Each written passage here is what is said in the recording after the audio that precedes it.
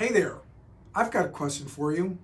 In this time of stress and anxiety, do you think maybe your hormones aren't working as well as they should be, or you're not getting the same result that you used to get?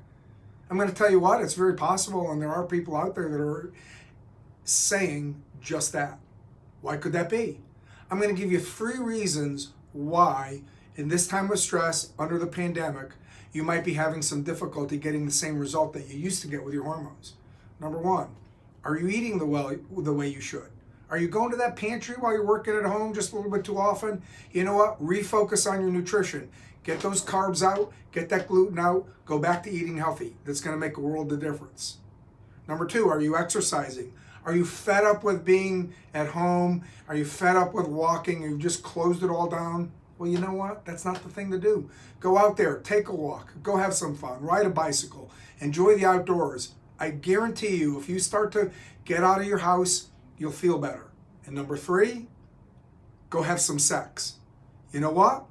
Sex is a great stress reliever. And goodness gracious, do we know that we're going through stress right now? We're going through a century-long issue that's been over 100 years since we've dealt with another pandemic. And in this environment, it's stressing us all out. And stress comes in all forms, not just this pandemic, surgeries, family stress, all that. But I'm going to tell you what, find a way to relieve stress. Sex is a great one to do it. It's fun, it connects people, it just really improves your life. So take one of those 3 things. You know what, take all 3 of them. Eat better, exercise, and have more sex. And I'm telling you what, you're going to find out that your hormones are better. And when this pandemic is over, we're all going to be back on track and it's all going to be good. We'll all get through this together.